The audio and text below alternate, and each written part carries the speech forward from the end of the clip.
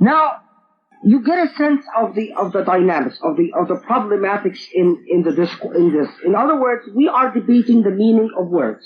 I'm not willing to come and tell you this is how I define the words. I am interested of how different Muslims at different periods defined this discourse. We learn from that. Let's take first books on Islamic law. Books on Islamic law do not discuss hijab. Books such as Al-Mughni or Al-Mabsut or Al-Kafi do not talk about hijab. They talk about awra. And they don't talk about awra alone. Awra is the private part of the body. But the awra in the context of prayer. This is just to give you an example. This is from a Shafi'i source. Nawawi. This is the guy who compiled the Guardians of the Righteous. He was also a jurist. Nawawi died around the 6th century Islam. So it starts talking about the awra, and I don't want to use the word, you know what awra means. It's the private parts in the body. The awra that you must cover in prayer. And you have to ask yourself, why only discussed in this context? Does this tell us something about the dynamics of this discourse? Here it says, the concealing of awra is wajib. Now, what are the different categories of law in Islamic law? Fard, wajib, and adab. Fard is something if you do not do, it's a major sin. Like what? Fardus salah. If you don't pray, if you don't fast, if you don't do hajj, if you don't pay the zakat. All of these are furud, not wajibat. They're higher. What's a wajib? A wajib is something that you incur a sin, but not necessarily as big of a sin. So it's an intermediate level. Adab are often the small sin. So this author, the Nawawi, tells us that concealing the awra is a wajib. Not a fard, a wajib.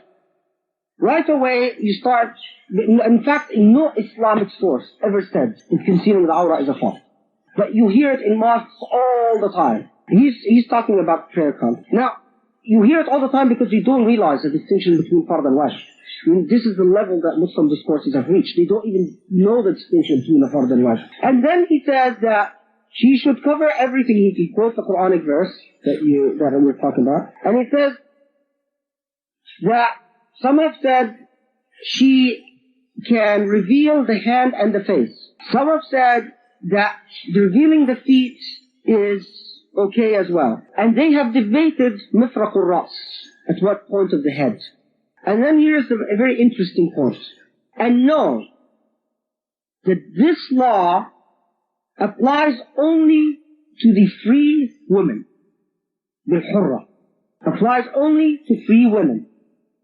As to a slave, an amma, her prayer is valid even if she doesn't cover her hair. He goes on talking about al-awra. Now note, within the 6th century Islamic. The hurra, the free woman, all her body is awra. All her body is awra. All of it is private part. Except for the hands and the face. And some have said the feet as well. As to the slave woman, some have said that her body is awra as well. Slave woman, her whole body is awra. Except illa mawadi' al-taqlid. Except for the parts of inspection. You know what that means? When you're buying a slave, the parts of the body you'll feel before you decide to buy. وَهِيَ الرَّاسُ وَالذِّرَاعُ, so on and so forth. And the second opinion, which is the majority opinion, says the private part, the awra of a slave, is from the knee to the navel, like the awra of a man, from the knee to the navel. He basically goes on about the debate about this and who said what and what opinion was held. And then he says, and this is again interesting, if a slave marries her owner, then she has to cover her hair and not expose her breasts anymore. And some have said that she does not have to cover her hair, even if she marries her owner. Often quoted is in this context, here, and also the text we'll look at next, is narrated about Umar, in which it is reported that Umar forbade the slave women of Medina from covering their chests or their hair. And in one of these reports, or famous reports, that he saw a slave woman wearing a veil, and he pulled it off her head and said, "What are you doing imitating the free women?" What other part do they talk about the awra in books of law? Again, don't confuse things. I'm not talking about books of hadith. I'm not talking about books of tafsir. I'm not talking about books of seerah. I'm talking about books of fiqh. Just the law now. What the fuqaha say. The other part where they talk about the awrah in books of law is in the context of marriage and engagement. Some people say, oh, there's no engagement in Islam. The khutbah. The khutbah is extensively discussed in Muslim sources. Some say it's in, some say it's out, but it's extensively debated. Anyway, that's something else. If one wants to marry a woman, what may he see of her before proposing? And then they start talking about al-awrah. This is a Hanbali jurist, Ibn Qudamah. Now, Ibn Qudamah lived in the 7th century, Hijr. Again, in the context of prayer, and only prayer, he says, they talked about the private part, the awrah of a woman, and they have disagreed on the matter in prayer. Abu Hanifa said the feet are not part of the awrah. This and this and this said that the feet is. This and this and that the feet are not. And they have said, all have agreed that the hand and the face are not part of the awrah. In other words, she can reveal the hand and the face when she prays. Then he reports that, and some have said it is the hand, it's kaf, and the meaning of kaf in Arabic is up to the elbow. In the Arabic language, kaf nowadays we translate it as hand. But in the classical Arabic language, it meant up to the elbow. That was your kaf. And some have said, based on that it is up to the elbow. In other words, she can pray exposing all the way up to the elbow, but cover everything else. And then comes to the issue of free as opposed to non-free woman. وقال وصلاة الأمة مكشوفة الرأس جائزة لا نعلم أحدا خالف في هذا إلا الحسن فإنه من بين أهل العلم أوجب عليها الخمار إذا تزوجت أو اتخذها الرجل لنفسه. So in other words, here saying, as to the slave woman, they all agreed that she can pray without covering her hair. And we do not know anyone who disagreed on this point, except the Hasan. And the Hasan is a man of knowledge. And he said that she should cover her hair if she marries a man, or if she becomes exclusive to the man. And in our opinion, when he says in our opinion, he means the Hanbali school opinion, ولنا أن عمر ضرب أمة لآل أنس رآها متقنعة وقال اكشفي رأسك ولا تشبهي بالحرائر. He hit a woman, he hit a slave who had wore a veil, and he said, expose your hair or expose your head and don't imitate the free one. And other than that, they disagreed, other than the issue of hair, they disagreed as to the exact awrah of a slave woman. Whether it is in other words, her awrah extends to everything other than the hands, the hair, and the neck. In other words, what he's saying is that the majority opinion says the hair and the neck and the hands and the feet of a slave woman all agrees that this is not part of her private part. But they disagree as to whether it is from the knee to the navel or not, like the man's private part. With a sizable opinion saying that in case of a slave girl, it is really from the knee to the navel. We're still talking about the context of prayer, but the question which I'm getting to, and then when we talk, for example, about the context of marriage as opposed to prayer, it's the same type of argument. In other words, what's the private part? Several questions confront us here. Why isn't there a separate chapter on hijab in books of law? Why is it dealt with in the context of prayer and in the context of marriage? Note here, when is this matter discussed in the Quran? It is discussed in the context of etiquette, manners. Do you remember that? About knocking and coming in? And because it is discussed in this context, books of law are not appropriate places to discuss etiquette or manners. Books of law are for legal issues. This is an indication that the issue of covering, the only time it had serious legal ramifications is what a woman should wear when she's praying. And in fact, if you look at books of Hizbah, administrative politics, you find the jurists basically saying, well, no, this is where it's relevant to Sharia. But then we come to the second issue. You tell us that this verse is of clear meaning. And what does the verse say? You tell us when I read this verse, Surah An-Nur, verse 31, it will tell me women have to cover everything except the hand and the face. This is what you're saying. Okay. Then how do you come up was the different discourse about slave women. Does the verse distinguish between free and slave? No. It talks about women. Believers, right? The verse doesn't distinguish. But yet you read this to mean, in case of free women, X. In case of slave women, Y. It doesn't take a genius to suspect that you interpreted in light of your cultural context. And in your cultural context, free women, respectable women, covered their hair. Slave women of lower classes didn't. And that you imputed your cultural context into the verse. I don't think it takes a genius to reach that conclusion. How else are you going to come up with a distinction between the free and slave? And tell me that for a slave, everyone agrees she can uncover her hair, but a free woman can't, without taking your cultural context. So, then remember all this long, boring speech I gave you in the beginning about how Islam came and wanted to change the social structures and the social mores? Well, guess what? They crept in again. Wasn't this the whole point? Wasn't this the whole point, to stop the stratification of people according to social class? So when someone comes and says, oh, brother, ijma' on hijab. I say, yes, but what type of ijma'? What type of ijma' that you want me to be bound with? I am not saying that hijab is required, and I'm not saying it's not required. Frankly, I don't care. I don't have to do it, alhamdulillah, so I'm very selfish. I say, let them worry about it. Let you guys worry about it. I don't fight crusades for anyone. I mean, I don't, carry banners. But reason is reason. Logic is logic. Common sense is common sense. What type of ijma' do you want to come and be bound with?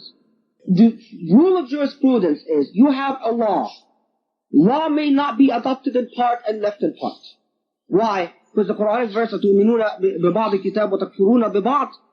You believe in some of the book, and you disbelieve in some of the book. So Muslim jurists said what Allah is teaching us here is, don't be inconsistent. Don't say, I take part and I leave part. If you're going to take a law, you have to take the whole law. If you don't want to take the whole law, let's talk again. Let's see what the new law is. Are you willing to take this law? Ijma' that slave women cover from the knee to the navel. How about if we then declare ourselves slave women, or women of lower class? Can you imagine this? If one of you has the guts, and you go and say, I declare myself an Emma. You can. According to Islamic law, you can. You declare yourself an Emma. And then you can even pray in the mosque without a hair covering. And no one can say anything, according to this ijma'. In fact, according to the large opinion, you can pray in the mosque covering only from the knee to the navel. You would be hot news around campus. You would be hipper than hip. And no one can say anything. Is this the type of jurisprudence we want? I mean, this type of playing games with God? You can't come to people and say, you play by my games or no games. You want to play? Let's play. Then I'll declare myself an Emma and I'll go in naked and, then we will do these types of trickery. It makes much more sense to have an approach that respects the divine, respects the will of the divine. Okay, what did you want to tell us? What was the point here? Maybe I'll conclude, yes, I have to wear the hijab, maybe not. But take it seriously. Not a matter of, oh, well, there is ijma'. And anyway, can we talk about the Islamic juristic discourses on ijma'? Not everyone accepts. And not only that, the definitions of ijma'. Al-Malikiyya says, only the ijma' of the companions at the time of Medina. Al-Shafi'iyya says, only the ijma' of a fuqaha in a particular locality which binds a particular locality. Al-Hanabila say only the ijma' of the companions generally. So even when you say ijma', you're referring to it as if it's a concept that is well established and well defined. There are schools of law on ijma'. Then we say, okay, so now we've established that we suspect there might be a cultural element. I mean, you can take this sort of as me sharing with you my plan of investigation. I mean, it's either wajib or adab. That's a debate. Furud are specified clearly by text, and they are pillars of religion. In other words, there is no chance that you will enter heaven if you don't do them. And there's a serious question if you're even a Muslim if you don't do them. No one has, imagine, for example, awrah. people, what I'm saying is, there is no discourse on hijab. There is a discourse on awrah. Why is that important? Why is it such an important distinction? Because when you talk about private parts, you're talking about private parts as a category. You're not talking about an institution that only applies to women. So, for example, what's the private part of a man? From the knee to the navel, right? And that's the majority opinion. Now, am I willing to say that a man who is very pious, donated millions of dollars to Islamic activity, but plays soccer, and consequently part of his thigh shows, am I willing to say that he's violated a fard, and consequently there's no chance he's going to be forgiven? No. And in fact, if you go out with Islamic groups, you'll find you often wearing shorts. But yet, if you say awrah is a fard, then it applies across the board. It doesn't apply to, in other words, it's technical. So if even you show as much as a half an inch under the belly button, you're dead. It's history. You can't have a schizophrenic discourse that only applies to women, because there is no law of hijab. There's only a law of awrah. And awrah, then the discourse applies. So if it's fard, it's fard for men and women. And if it's wajib for men and women. That's an extremely significant point. Now, if we then sense that there is some type of cultural understanding that have entered into the interpretations of the verse, we say, well, how did these Muslims understand it? How did they conceive of it? What were these cultural indications? The books of law tend to treat it aloofly. With aloofness. It's as if we talk about business deals, we talk about rental property, we talk about important things. We're not going to waste time with this. So can I go to tell me something about the discourse in this? Well, you start going to books of Sirah, you start going to books of Hadith, you start going to books of Tafsir. This is a Xerox of one of the earliest commentaries ever written in the Quran, on the Quran. It's not published. This was written in the 1st century Islamic, because of the fact that the majority of Islamic sources are not published. Only about 4% of all Islamic sources written in history are published. You have to extensively use manuscripts if you want to be a real scholar. If you want to be a dogmatist, then fine, you don't have to use anything at all. The rest is manuscripts. So I have a microfilm library, for example, because I need these manuscripts, and the only way I'm going to access them is through microfilms, and if I use the text quite extensively, I'll print it out and then I'll bind it. So now we look at this Tafsir Muqatil, which was written 50-something Hijrah, 56 Hijrah. So it's very, you're still talking about the time when people had even a living memory of the Prophet. It's possible. You might be 70 years old. You ran into the Prophet, and you might even have lived with him. And you also know you definitely encountered Muawiyah and Ali and these all people. You look up Surah Al-Nur, you look at this, and you find here 3 pages about commentary about the istizan, coming in, about the istizan, to knock, seek permission to come in. And then you find a single paragraph about the issue of women dress. And here, what he reports is, it is imperative that men and women lower their gaze.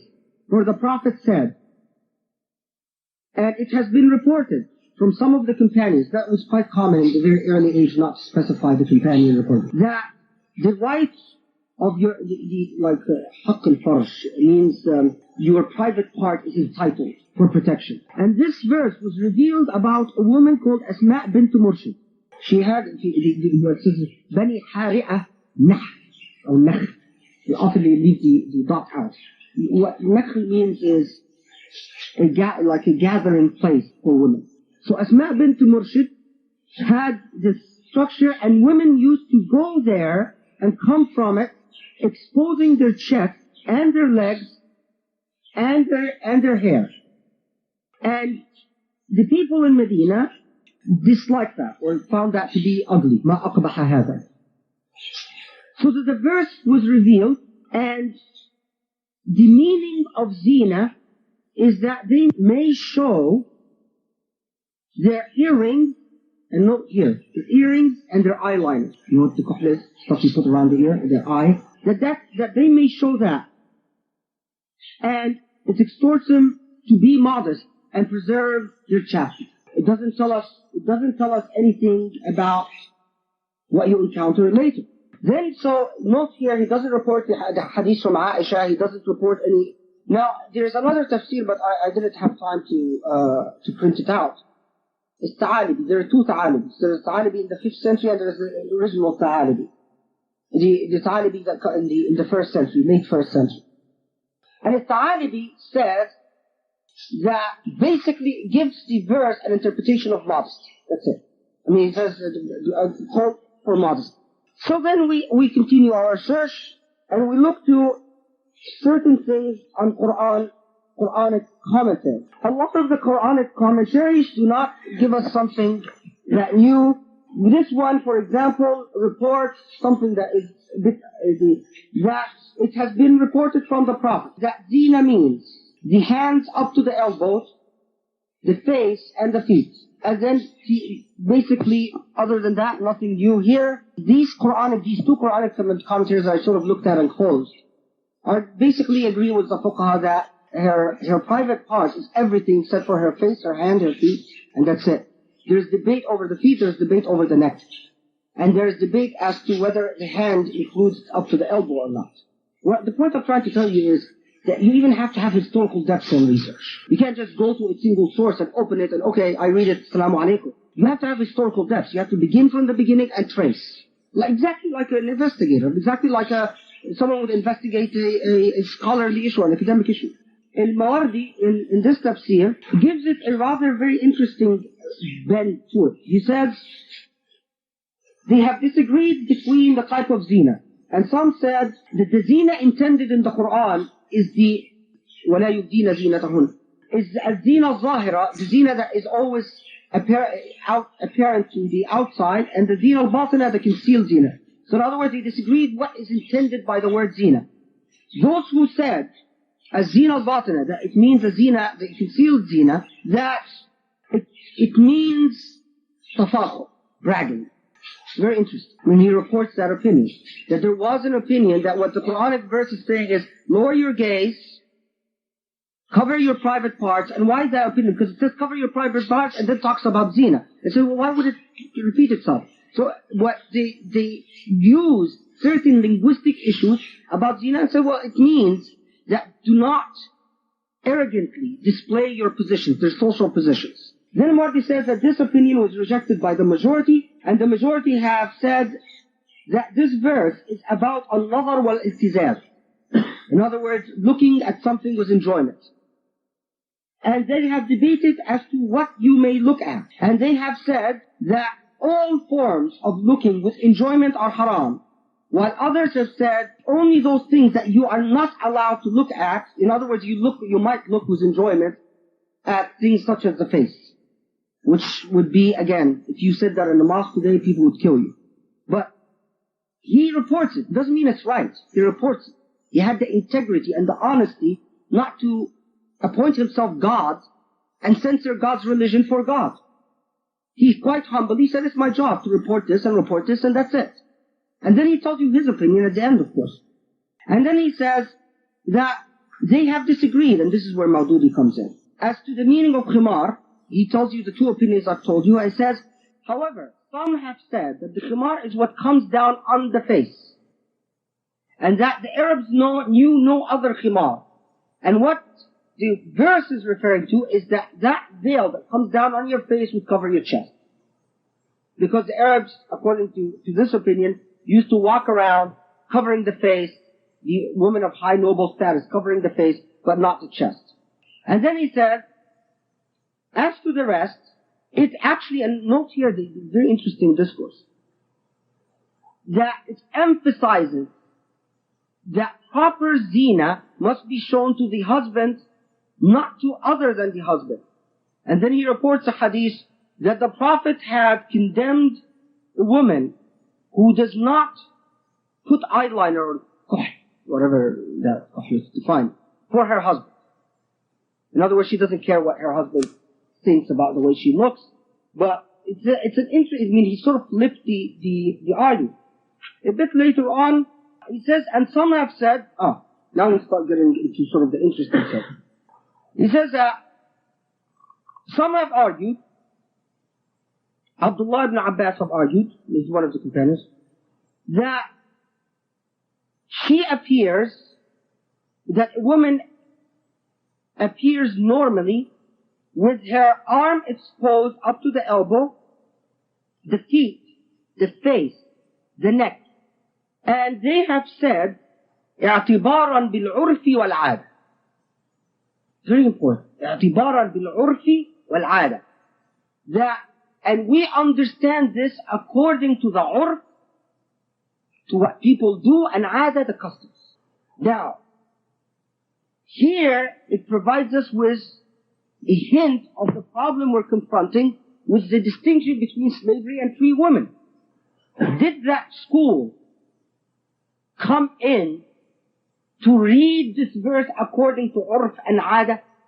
Did it give it an interpretation according to the cultural context?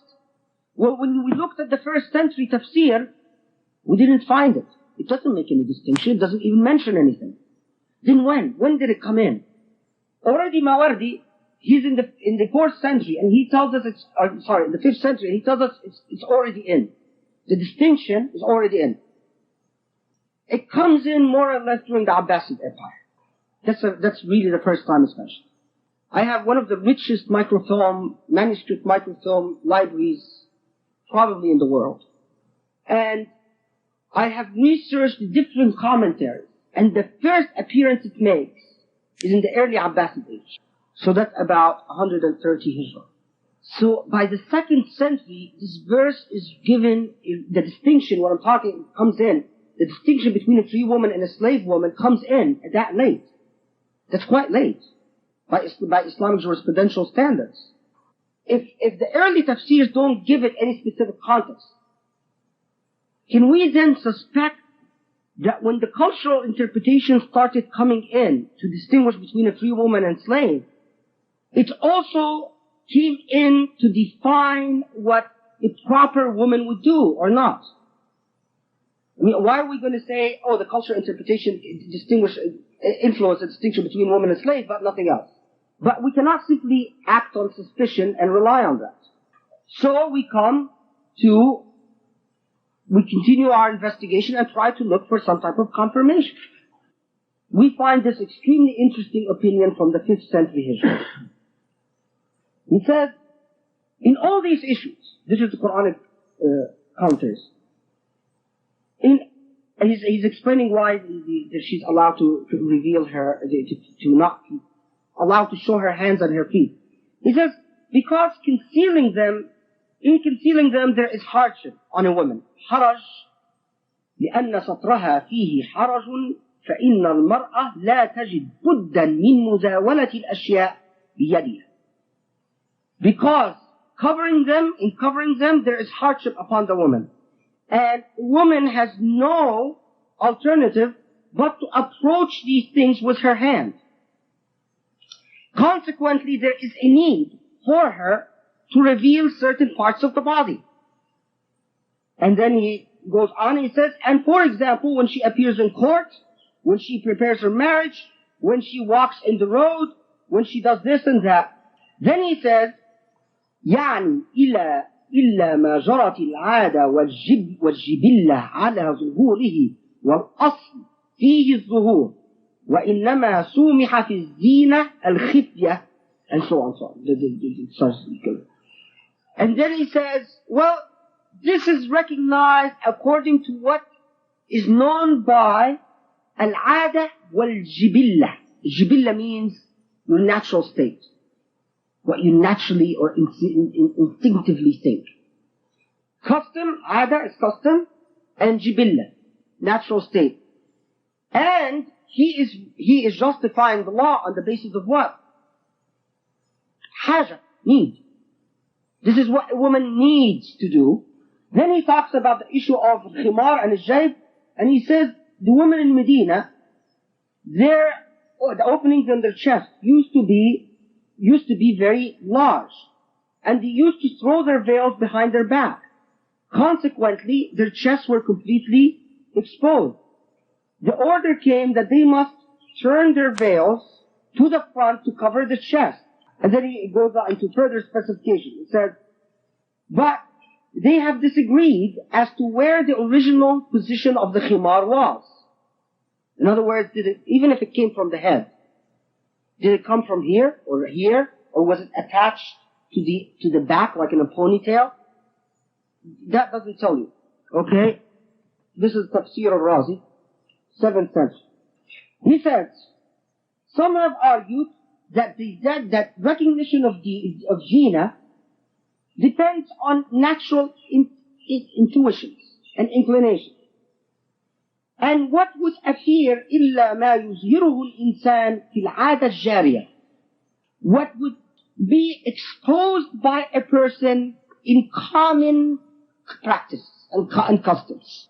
And he says, and in the case of women, العادة الجارية, note what I'm saying, is saying what is Zina and what is not Zina. In other words, what may you expose, what you may not expose. He says this depends on العادة الجارية. العادة الجارية follows practices, follows customs. And he says in the case of women, the followed practice is that she may only reveal her face and her hands. Aha. Now, does this mean if the custom, there is a law, there is a principle in Islamic law that says العلة تدور مع المعلول وجودا وعدما, that the operative cause for a law exists with the law. If the operative cause is no more, the law is no more. If it is, the law is. Then, if that's the case, if that's the base for the law, what if the common practices is not to consider that part of the woman, not to consider the hair a part of the awrah?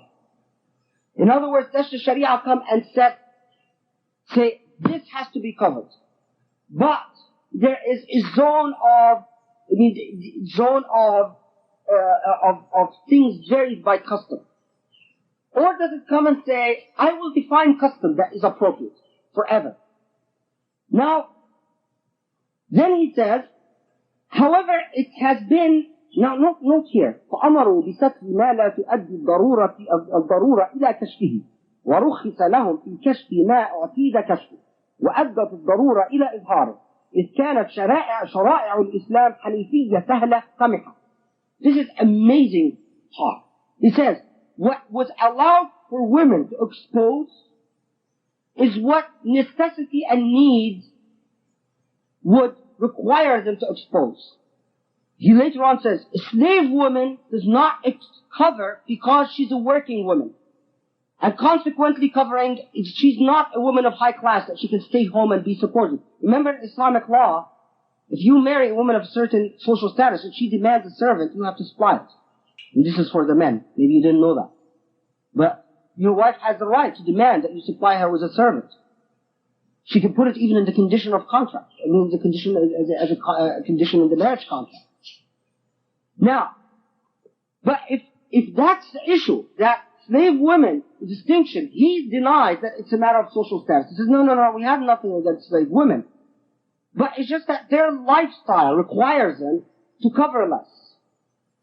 And then he says, and it was permitted to them, it permitted to free women and slave women, to reveal from their bodies what necessity and need requires them to reveal, because the laws of Islam, Hanifiyya, Sahla, Samiha. You know, what does that mean?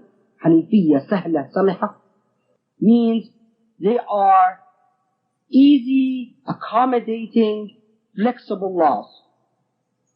That's a Razi, that's not some wacko jurist. A lot of what we know about the Quran comes from a Razi, Fakhruddin al-Razi, who wrote in the 7th century. So, are you telling us then that it is according to need, custom, and because the laws of Islam are flexible, but the laws of Islam are not flexible when it comes to furud? I mean, no one can come and tell me, well, my lifestyle doesn't allow me to pray. Tough. I mean, when it comes to a fard, there are no ifs, ands, or buts. But let's leave furud aside. It would make sense if we're talking about adab. But it wouldn't make sense, maybe no, it would or wouldn't, depends on wajibat. If you're telling me it could vary with customs and according to needs and necessities, then what degree of obligation would immediately exclude fault? There is no way. There are no exceptions, for example, for failure to pray or failure to fast. unless you're sick, or even if you're sick, you have to pray when you're sick. You don't have to go up and down, but you have to say the words. Even if you're on your deathbed, you still have to do the prayer. Because it's a fard. No ifs, ands, or buts. It's a fard. Now, I said, but wait a minute, if this discourse is there, I want to know whether it carried itself into jurisprudential practice. I am summarizing to you about 5 years worth of legal research in this issue, which I plan to write and then die and then leave to grace to take care of after I'm dead. But there is no way that the discourses are not susceptible to even rational discourse, that you can actually write it and publish it in your lifetime. I hope that I just live long enough to write this material. There is a well-known Maliki jurist who wrote al-Muwafaqat, Shatibi. And Shatibi lived in the 8th century. And as I was investigating, attempting to find, okay, well, I want to see concrete evidence of this. I mean, I want to see this making a difference in actual laws.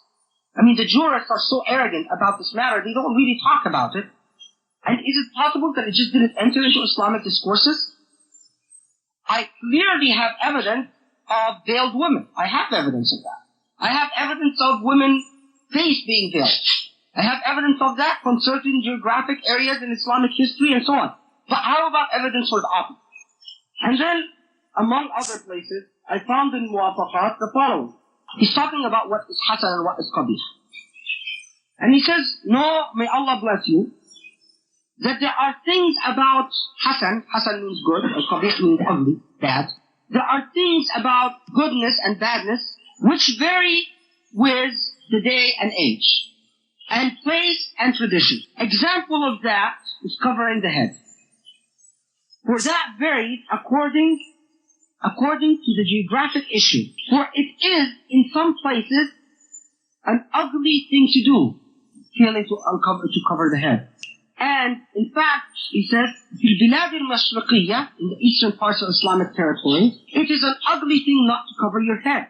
والبلاد المغربية, it is not ugly or reprehensible to fail to cover your head. And this is in the case of men and women. Now, this is very interesting. And then you find out after that in many of the Islamic law that came from Eastern territories, a man that did not cover his hair was not considered credible to give testimony in court. And same for a woman. In Maghribi territories, not so. And this is, again, then I found, for example, Bayan al-Tahtil by Ibn Rushd, in which he talks about a mosque in Maghrib that was well known because it was frequented by a tribe of women with uncovered hairs. But it seemed that these women used to color their hair a certain color, and that's why that mosque became famous. So, finally, we do not say, and no one who has any reason can say, that women are superior to men, or that women are lower than men. However, we have seen people who persecute women in the worst form, and disrespect them and even despise them, and conspire to deny them any rights that they might have. It is shameful for a man to only be able to respect his fathers and uncles only by disrespecting his mothers. In other words, that you don't need, in order to praise men, or to show respect to men, you don't need to put women down. And that is why we have written this book, and so on and so forth. Now, when do you think this text was written? It was written today. It was written in the 4th century. It was written by Al-Jahiz. And from that text, you get a sense for a genuine conflict between men and women. Al-Jahiz basically is extremely unhappy about the fact that there are a lot of men around that hate women and go around persecuting them. And in fact, elsewhere, he talks about the hijab issue, and note here, Al-Jahiz was from Iraq. In his context, he is very unhappy because he's constantly talking about how men in Iraq treat the woman as if she is and impurity, and want to hide her away. In the context of Egypt, things were completely different. A famous treatise written by an Iraqi jurist in the 6th century who had gone and visited Cairo, Fustat, came back and wrote a book on how morally corrupt Egyptian women were. Because he said, I went to the market and I found them roaming around in colored clothes without their hair skin covered or their this and that. And I found them sitting in the Azhar mosque with their legs extended. These Egyptians are corrupt people and so on. Then he went back to Iraq. And of course the book eventually reached Egypt. 3 books were composed in response to him. And the book said, you Iraqis, you are so ignorant and foolish, you do not understand the first thing about religion. You hide away your women because you're afraid of your women and so on. I mean, in other words, the Egyptian jurist responded to the Iraqi jurist and gave him some of his own medicine. Other than the entertainment value of it, there's then evidence of a dynamic diversity. In other words, at the end of all of this, the point is that the picture was not clear and was never clear. You will find plenty of sources that say cover the face. You will find plenty of sources that say cover everything except the hair and hands. But one must look at the discourse itself and what can one learn from the discourse. And how essential is this really to Islam anyway? I mean, imagine a religion, the only message of this religion, I mean, not the only, but at the core of the message of this religion is, we suspect that people are sexually obsessed, and we must make sure they never get excited. I mean, there are things that are much more important than this in life. Sexual excitement is not what it's all about. I mean, it's amazing that if you compare books on Islamic law written in the medieval period, a book's 30 volumes. Out of 30 volumes, how much talks about sexual enticement? If you get 20 pages, you'll be lucky. Nowadays, the vast majority of material published on Islamic law is about sex. I call it personally Islamic Playboy. The dynamic started from the time of the Prophet, and it continued to be complex and diverse. In other words, it advanced and retracted at different areas, at different times. And it is impossible to generalize and say, well, it's like that according to concentration. If you look at the role of women in Spain, for example, very different. Very, very, very different than the role of women in Basra or Kufa. If you look at the role of women in Fustat, in fact, I tell you what, in my research, I show that the role of women in Fustat, Cairo, is different than the role of women in Aswan, Egypt. I mean, same place, different cities. And in one context, you find women in markets. And another context, you find women in markets, you find them in Egypt in the 17th century, 90% of all Egyptian property, private property, was owned by women.